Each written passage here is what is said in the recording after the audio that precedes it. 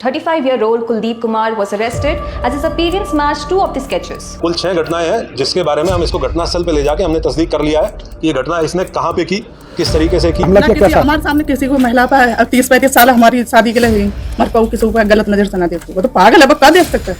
ऐसी कुछ बात नहीं, फोकस्ड है। जो घटना इसके दौरान घटनाएं कार्य की गई उनमें बहुत फोकस्ड रहा है, बहुत केयरफुल रहा है। नहीं किया उसने नहीं किया, उस पर तो साफ बीचू भी नहीं मिलेगा। हाल ही में एक लंबे अरसे के बाद एक सीरियल किलर का केस पब्लिक के सामने आया है। यूपी के बरेली में हुई ये घटनाएं जितनी दिल दहलाती हैं उससे कहीं ज्यादा सवाल खड़े करती हैं। पर केस की डिटेल्स में जाने से पहले मैं कुछ बातें साफ कर दूं कि आज यानी कि 28 अगस्त 2024 तक, क्योंकि इस केस की कोर्ट में कोई सुनवाई नहीं हुई है, इसलिए पुलिस के पास क्या सबूत हैं उसके बारे में ज्यादा जानकारी पब्लिक में अवेलेबल नहीं है। तो अभी हमारी वीडियो सिर्फ और सिर्फ मीडिया इंटरव्यूज और पुलिस की प्रेस कॉन्फ्रेंस पर आधारित है। इस वीडियो को मैंने 3 पार्ट में डिवाइड किया है। पहला है इन्वेस्टिगेशन, जिसमें हम बात करेंगे कि पुलिस ने कैसे दोषी को पकड़ा। दूसरा है Kuldeep Gangwar the criminal mind, जिसमें हम उसके बैकग्राउंड और उसकी आपराधिक मानसिकता के बारे में बात करेंगे और क्यों यही उन कत्लों का दोषी होना चाहिए।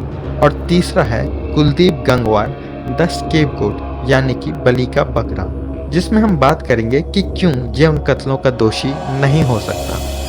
वेलकम टू क्राइम कसाटा। Media channel the Lallantop के हिसाब से ये सब कुछ शुरू हुआ 1 जुलाई 2023 को 55 वर्षीय प्रेमवती जी की हत्या के साथ। ये सिलसिला नवंबर तक चला और फिर 2 जुलाई 2024 को आखिरी हत्या 35 वर्ष की अनीता देवी जी की हुई। 2024 तक पुलिस इन सभी को अलग अलग केसेस मानकर इन्वेस्टिगेट कर रही थी, पर फिर उनको एक पैटर्न नजर आता है। पैटर्न ये कि सभी विक्टिम्स की उम्र 45 से 65 वर्ष की थी और उनकी हत्या गले में साड़ी का पल्लू या फिर दुपट्टे की गांठ बांधकर की गई थी। पर क्या उनके साथ कोई असॉल्ट हुआ?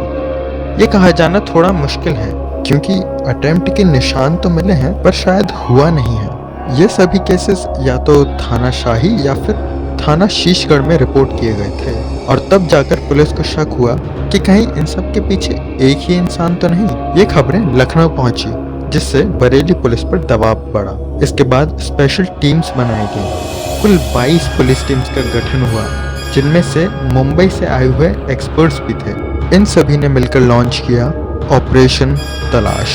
टोटल 1500 सीसीटीवी कैमरास की फुटेज चेक की गई, 600 नए कैमरास इंस्टॉल किए गए, 1.5 लाख से ज़्यादा फोन्स की लोकेशन ट्रेस की गई। बॉडी कैमरास के साथ में पुलिस वालों को सिविल सिटीजन की ड्रेस में तैनात किया गया और तो और क्लिनिकल साइकोलॉजिस्ट की मदद भी ली गई, ताकि पता चल सके कि इस सीरियल किलर का अगला कदम क्या हो सकता है। फाइनली उन्हें एक सुराग मिला। गांव के एक चाय वाले ने बताया कि एक शख्स है जो कुछ टाइम पहले उसकी दुकान पर आया था और बातों बातों में उस शख्स ने कहा कि कैसे उसने कुछ महिलाओं का खून किया है और पुलिस की नाकामी का मजाक भी उड़ाया।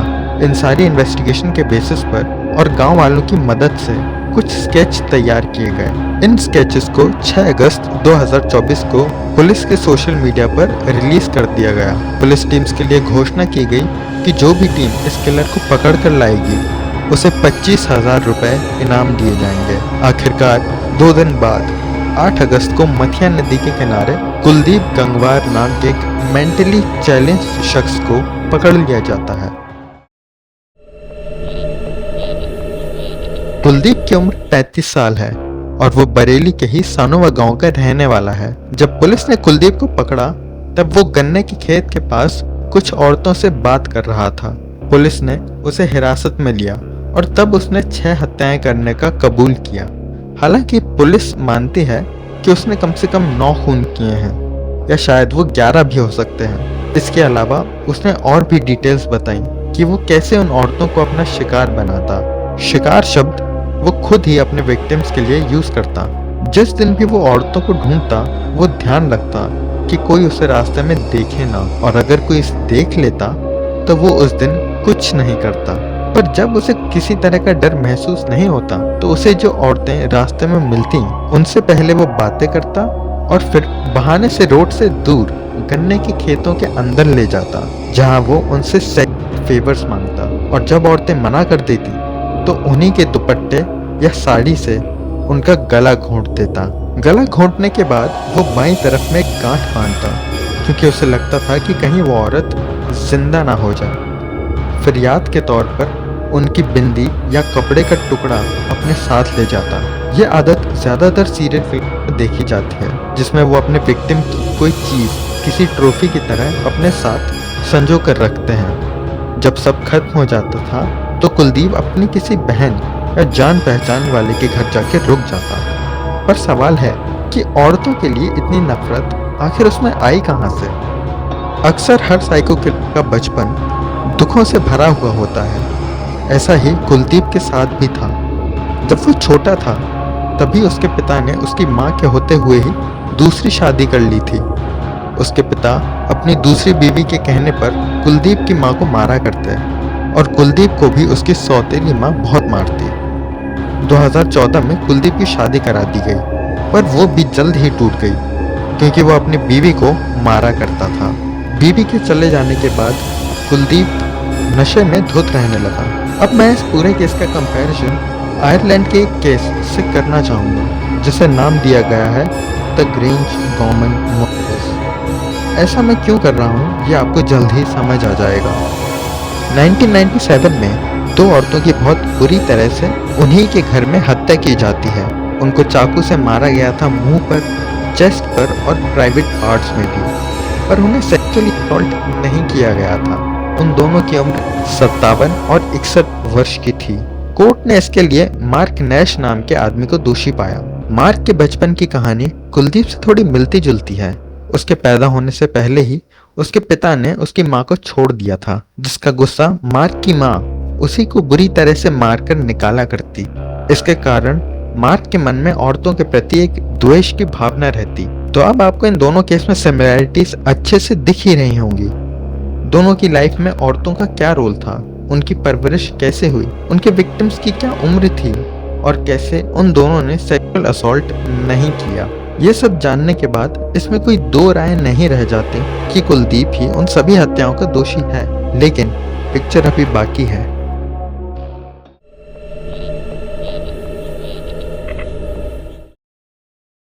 इस पूरी कहानी में एक बहुत बड़ी दिक्कत है, वो है अनरिलायबल नरेटर की।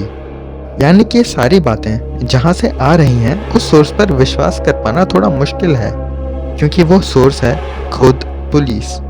कुलदीप ने क्या कन्फेस किया, कितनों को मारा, कैसे मारा और उसका बचपन कैसा था, ये सारी बातें जो मैंने अभी तक आपको बताई, ये सब पुलिस ने ही मीडिया से कही हैं। और इन सभी बातों को कुलदीप के घर वाले, पड़ोसी और कुछ विक्टिम्स के परिवार भी खारिज करते हैं। इनके अलावा भी कई सारी बातें हैं जिन्हें सुनकर आप खुद अपना माथा पकड़ के बैठ जाएंगे। सबसे पहले कुलदीप का बचपन। पुलिस का कहना है कि कुलदीप की मारपीट होती थी और वो खुद अपनी बीवी को मारता था। वहीं घर वालों के विचार इसके उलट हैं। वो कहते हैं कि कुलदीप तो अपने सौतेली माँ के साथ भी प्यार से रहता था। अच्छा, कुलदीप यहाँ आते थे तो आपसे बोलता था, हाँ प्रेम से बोलता था। मम्मी कहता था, बोलता था, आराम से रहता। जब पहले आया तो अब नहीं आया, आता तो था नहीं। और कुलदीप की सगी माँ तो कभी उसके पिता के पास रहती भी नहीं थी, तो कोई उन्हें भला कैसे मार सकता है? नहीं, उसकी माँ तो मेरे सामने रही भी नहीं है यहाँ। वो नवाबगंज रहती थी, उनका मकान नवाबगंज में है, मैं यहाँ रहती थी। उन्हें मुझसे कोई मतलब नहीं था, मुझे उससे कोई मतलब नहीं था। मुझे क्या पता, ऐसी कोई बात भी नहीं थी कोई घर पे। रही बात उसकी बीवी की, तो कुलदीप के पिता का कहना है कि वो इसलिए छोड़कर नहीं गई कि कुलदीप उसे मारा करता था।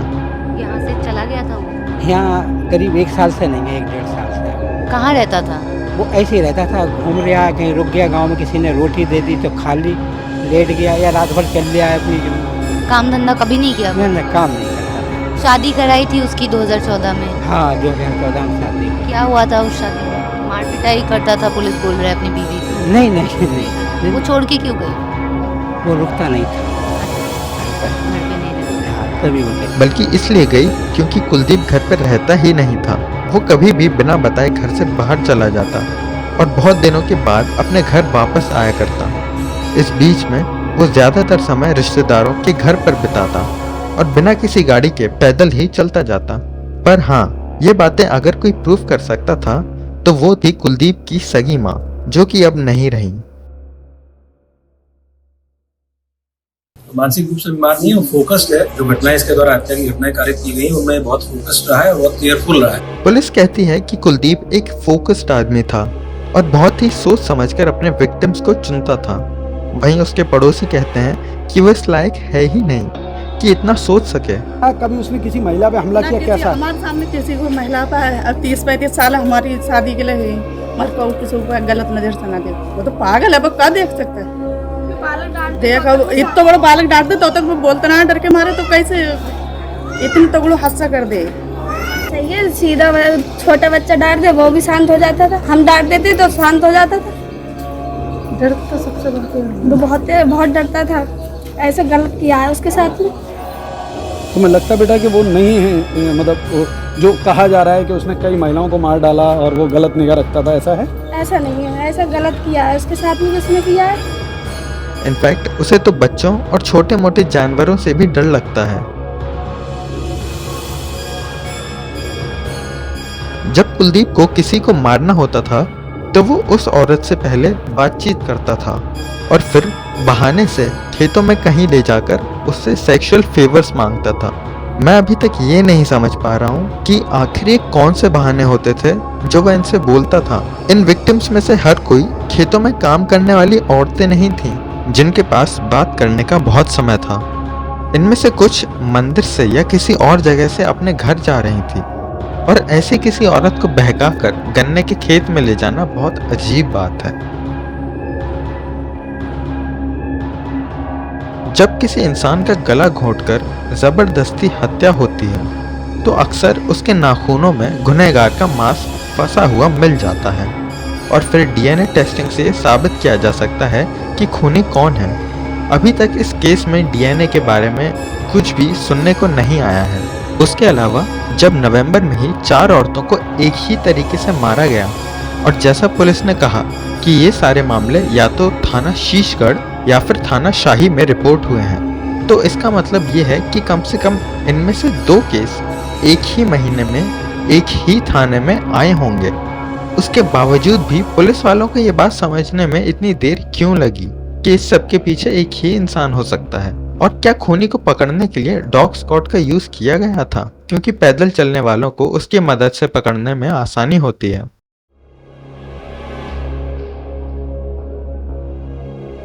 जून से लेकर नवंबर में होने वाली हत्याओं में करीब 4 महीने का गैप है। पर ऐसा क्यों है? इसका जवाब ढूंढना बहुत जरूरी है, क्योंकि कोई भी साइको किलर बिना किसी वजह के कत्ल करना नहीं छोड़ देता।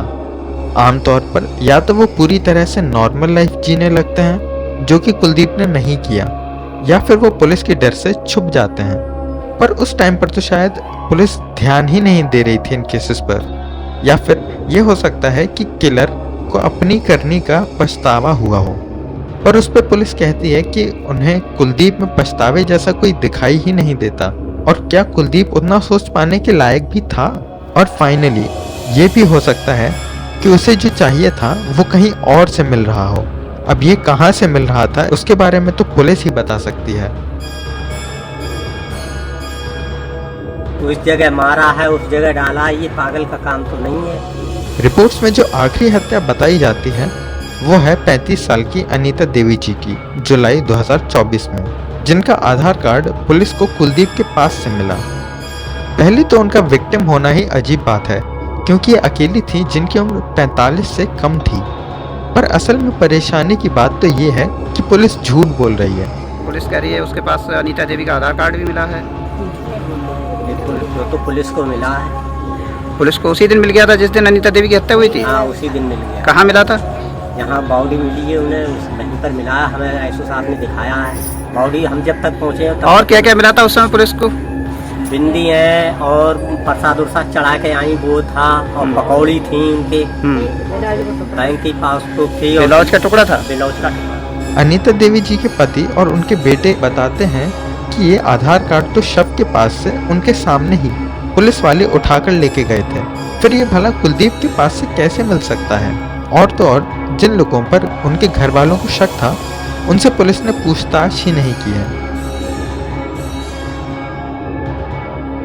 ये कोई आम स्केच नहीं है, ये है एक टाइम ट्रेवलिंग स्केच जो कि समय में आगे जाकर देख के आता है कि दोषी जब पकड़ा गया तब वो कैसा लगेगा, और फिर चेहरे की परछाई से लेकर शर्ट की क्रीज तक हूबहू कॉपी पेस्ट हो जाता है, जिसे आप वर्तमान के लोगों को दिखाकर पूछ सकते हैं कि क्या आपने इसे कहीं देखा है। इसके अलावा एक और स्केच तैयार किया गया था उन लोगों की मदद से जिनका मानना था कि उन्होंने अनीता देवी जी के हत्यारे को देखा है। पर मैं ये नहीं समझ पा रहा हूँ कि दुनिया में कौन सा नॉर्मल इंसान है जो कुलदीप को देखकर ये भी याद न रख पाए कि उसकी आंखें एक ही टाइम पर अलग अलग डायरेक्शन में देखती हैं। अभी तक पुलिस के पास जो मेन सबूत है वो है कुलदीप का कन्फेशन, जिसमें वो कबूलता है कि उसने 6 खून किए हैं। पर हो सकता है कि कुलदीप खुद ही झूठ बोल रहा हो। याद है जो आयरलैंड के वीडियोस मैंने आपको बताए थे, उनमें असली खूनी के पकड़े जाने से पहले एक और आदमी था जिसे पुलिस ने पकड़ा था, डीन लायंस। उसने भी वो हत्याएं करने का कन्फेस किया था। डीन को अटेंशन ना मिलने के कारण वो अक्सर झूठ बोला करता था, और ये अटेंशन ना मिलने की वजह थी उसकी लर्निंग डिसेबिलिटीज और उसका IQ जो कि 70 के आसपास था। हो सकता है कि कुलदीप के दिमाग में भी कुछ ऐसा ही चल रहा हो, लेकिन कुलदीप और डीन में एक बड़ा फर्क है। कुलदीप खुद ही पुलिस को क्राइम लोकेशंस पर लेकर गया था, वहीं डीन को उन क्राइम्स की उतनी इन्फॉर्मेशन नहीं थी। बट प्रॉब्लम फिर वही आ जाती है कि क्या उन क्राइम लोकेशंस का पता करना कुलदीप के लिए इतनी बड़ी बात थी, और क्या खुद पुलिस इसके बारे में सब कुछ सच कह रही है? यही सब कुछ सवाल थे जो मुझे इस केस को लेकर बहुत परेशान कर रहे थे। पर मैं होप करूंगा कि पुलिस ने सही इंसान को पकड़ा हो और आने वाले कोर्ट ट्रायल्स में इन सभी के जवाब मुझे मिल जाएं, क्योंकि अभी भी बहुत कुछ सामने आना बाकी है, और हो सकता है कि मीडिया ने खुद ही गलत रिपोर्टिंग्स की हों। That was it. Thanks for watching crime कैसाटा।